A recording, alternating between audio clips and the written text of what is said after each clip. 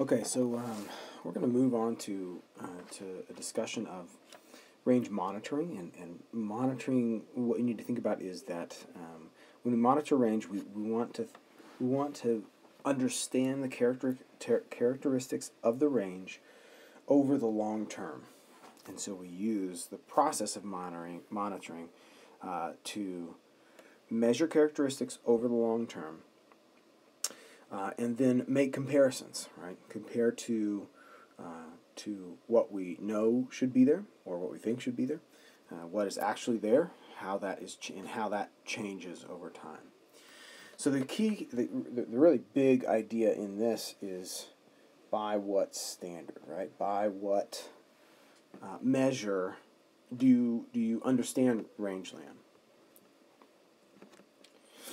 So on the top of this triangle, these are all the things that we have said are important in terms of what do we get from the rangeland. And it's not just livestock, right? Livestock is one thing among many things that we get from the rangeland, right? So regardless of what your orientation is in this area, you need to understand that it's built on a foundation, right? It's built on it's only getting products are only you're only capable of getting products or services off of the rangeland based on the health of your rangeland. And so when we think about the health of the rangeland, three things are really sort of key that we've said in range management over time are ways to think about total rangeland health. The first is soil and site stability. The second is hydrologic function, which is watershed function, and then biotic integrity, generally, and sort of a higher view of the complete biology of the ecosystem. How healthy or not is that? So if I were to take several people out to a particular kind of rangeland, like these folks are standing on, and I said, is this good rangeland? This guy would say, it compares okay. It's a little less favorable than my home place, and so I'm going to say, no, it's not great homeland. Maybe it's fair, or sorry, rangeland. Maybe it's fair rangeland. These two guys are thinking to themselves, man, this is nothing compared to this this little place by my creek, this riparian area that is just lush with growth, and this doesn't compare anything to that. Maybe another person walks in and they compare it to barren desert, and they say, oh, this is great compared to what I know of rangeland back where I'm from or where I grew up. Maybe people in the city compare it to a bunch of concrete, and they say, you know what, at least there's life here, at least there's plant growth here, and maybe the possibility of grazing here. So really what that exercise does for us is underline and underscore the importance of having some kind of standard based on what is possible, okay? Based on what is possible, the long-term ecological potential, and on what is realistic, current, short-term potential, and limited resource availability. So we have a couple of things in mind. Number one, let's take the long view. Let's take the long ecological view. What's possible here? And then the short term, well, we've been through 3 years of drought, and this year was really wet, and so you have some realism that comes in there to help you understand what the capability of any rangeland is in that particular year. Okay, whatever we use to understand range health should be we should be pretty clear about what it means to be healthy rangeland, what it means to use the rangeland in a particular way. So we have these folks out there again, and now hopefully, if we've explained this to them well, they're starting to think about, okay, well, I shouldn't compare this to my home place. I should compare this to what the capability of this place actually is. What was here 50 years ago? What's here now? What is the trend of this rangeland in the for the past 10 years? And what are the objectives of this rangeland? You also have to factor into this. What is the current status of the weather patterns? What's the current status of the plant population here? So that idea of realism and realistic, a standard that is guided by realistic measurements. Okay, so what's happening on the short term? So what is the bare minimum resource that we need from this rangeland? Should we be grazing right now? Even though it has been grazed in the past, should we be grazing right now? Should we just let it be open space for a while? Should we use it for some other purpose? Should we focus on wildlife for the short term while we're trying to improve the health of the rangeland for that long term, so that realistic side of things? So, what's possible? Like what is in the long term, what's possible on this particular rangeland? It has to be guided by, again, those ecosystem principles. It has to be guided by what we know about rangelands that are in the vicinity and rangelands that are like this, not what we think a good rangeland should actually look like. So, what's possible in a particular place depends on soils and climate. Climate is a bigger player than soils are, but we're not ever going to discount soils. As you go take measurements on the range, one of the first things you measure, one of the first characteristics you define is what kind of soil are we dealing with here, because we know that the capability of that rangeland is based on these two things. So you can look into a soil, and when you know some things about soil science, you can start to predict what kind of range plant community you'll have on a given soil, and how that might change from place to place. So again, one of the first things we do is we take a look at the soils to see what it is, what is that particular foundation that we want to build off of. So when we create maps of a landscape, one thing we do is try to take into account all of those factors, right? Try to take into account, number one, the soils factor.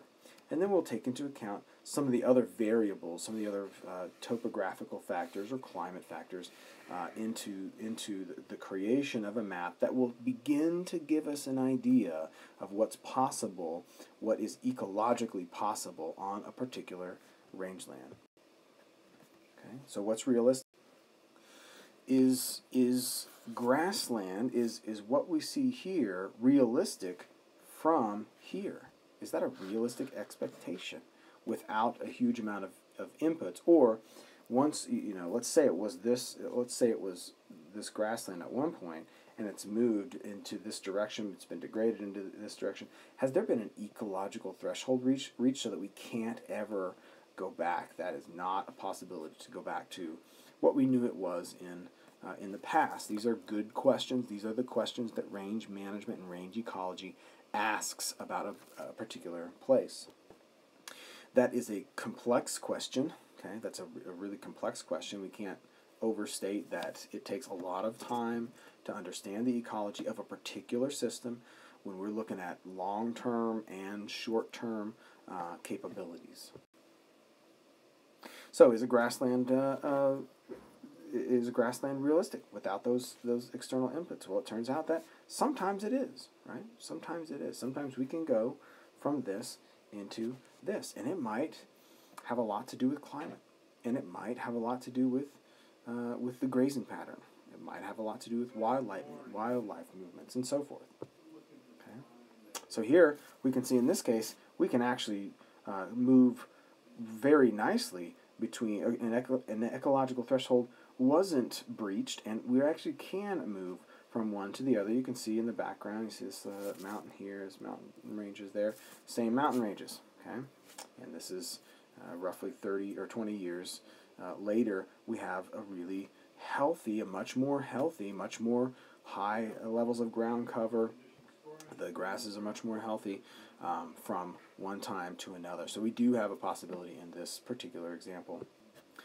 So when we think about ecosystems and how they move, right? How they act. So really we're looking at an ecosystem over a long period of time and asking, how does this ecosystem act? And the way that it, quote unquote, acts is things like measurements of plant community, measurements of plant production, measurements of the diversity of the plant community as that changed, has it remained the same, and so forth. So so you can have a situation like this, and this is just a generalization here, but you have a particular kind of community. So here's our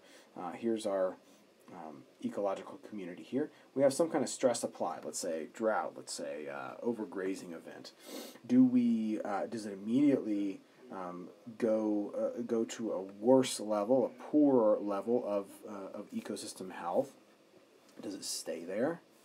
Does it go through this for a period of time and then, given the right conditions, move back up to that level? Okay, but we want to think about what a reference is in this particular case. So in this case, we might say that state 1 is our reference state. So that's what we might have somewhere else that's a like ecosystem to this, and we might be monitoring that ecosystem and watching where it's going, and then we can compare other states to that particular state. So this gives us what we call state and transition models. State and transition models. And so a lot of times these are you can find these on Web Soil Survey. You can find them on ecological site descriptions of a particular area, and these are, as we've stated before, these are the maps of the ecosystem. Do you want to know where your ecosystem is? Well, you can look at one of these maps and determine where your particular ecosystem is, where it's capable of going to based on good management practices or poor management practices, fire or no fire, brush control or no brush control, moderate grazing or heavy grazing, and so forth. So you can go through different states, and within a particular state, like here, you can have different transitions within those states. Okay, so state 1, state 2, state 3. We have the ability to move between the larger boxes. We have the ability to move within a particular box. And really, when you see one of these boxes, you need to think about a plant community of some kind, right? And this plant community here is going to look different from this plant community here. Typically, the state number 1 is going to be what we call our climax state, right? Our best state, and even within that state, you have the ability to move through different transitions and different substates within that state. So those transitions can happen. The transition from box to box, those are larger. So these are larger transitions, and they require significant amounts of labor and or inputs, or a significant, let's say, a significant climate change to move ecosystems from state to state. But each one of these boxes, we're thinking about a particular snapshot of an ecosystem, a particular plant diversity of that ecosystem for that point in time.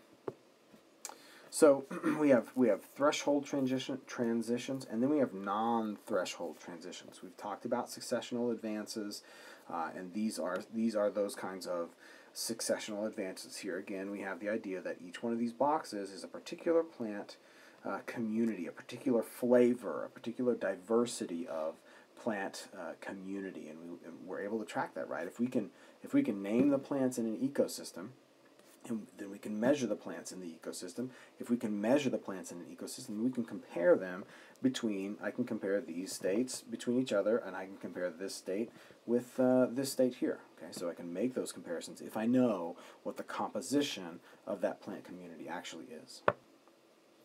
So, so we have these different states, and we're going to start to put some pictures to these states, right? So here's a picture maybe of state 1 and a picture of state 2, just to give us an idea of the sorts of states that we're talking about. So in this case, we have 2 ecological states. We might also, and it varies, right? Where you are varies on how drastic the differences between these states and between the plant communities within those states look, right? So we might have one particular state, one particular ecosystem where this is within our state 1, right? This is within our better state of being, right? Our climax state. And we have these two differences happening just within this particular box. It's not necessarily this one versus this one, right? It's within a particular box. So we're just going to point out what this might look like in a particular ecosystem. So this particular ecosystem has tabosa grassland, mixed shrubs, burrow grassland, tar bush, creosote bush, shrubland, and then we have really really the poorest of that kind of rangeland. So we can map this out, right? So here on this left-hand side, we have the potential, and this is tabosa grassland. And tabosa grassland is our, in this case, it would be our climax. It would be our best kind of rangeland. And so we see in all this green area here,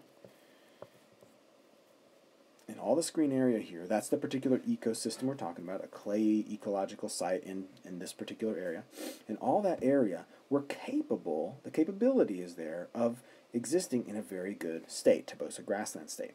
In reality, so that's the potential, in reality, what we have is very little of that area existing in tabosa grassland state. We have a lot of shrubland.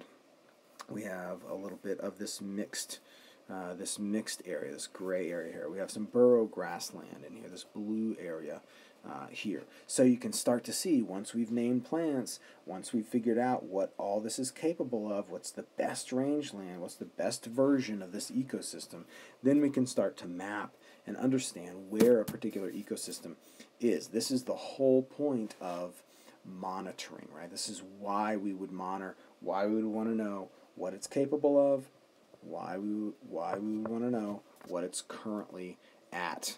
Then, if we have a map of the ecosystem, we can say, well, maybe with the shrubland, maybe with a pretty significant input to get it from shrubland to burrow grassland, over time, over a decade or so, we can get it to the burrow grassland, and then we can get it to the tabosa grassland, right? That's the map of the system, and that's the direction that we want to go. And we're taking a lot of information into account when we try to understand this. So we want some kind of framework, some kind of way that we can say that our map works, right? So we're gonna inventory that system, we're gonna assess, we're gonna monitor, we're gonna manage, we're gonna do all these things with our eye on that reference state for what's possible and the current state of the plant community, and that's more of our realistic mindset. So the way that we get to this, there's a process, right, to get to this information. So first of all, we've got this sort of pure science that actually gives us a bit of an understanding about how ecosystems work and how things change, right? And these give us state and transition models, right? And they're just models, they're models on paper, and we can have sort of this cycle go around, right? So we're making a model. That model gets assessed, right? So we have that model taken out to the range.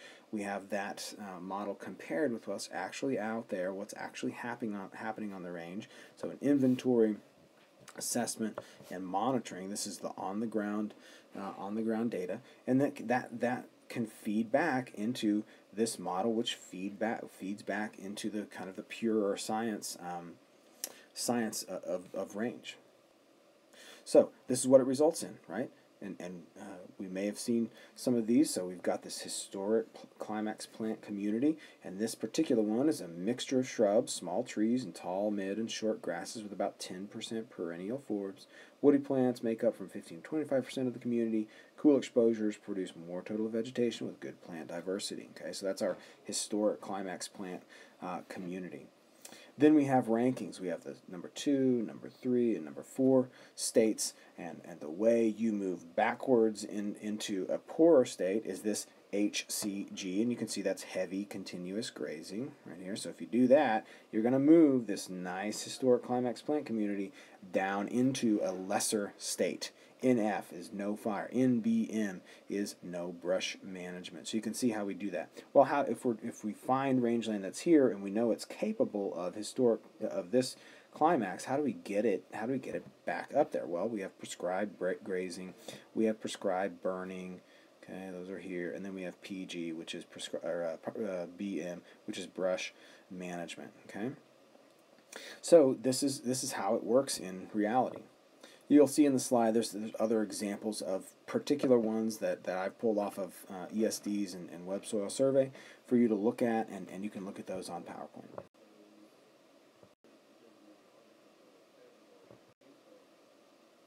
Some of them are very simple, some of them are very complex. Right? So here we have a very simple one. What we would expect over time is for these to get more complex, for this mid-grasses to actually start to have a list of particular crops that are, or sorry, particular plants that are that constitute those mid-grasses in that particular area.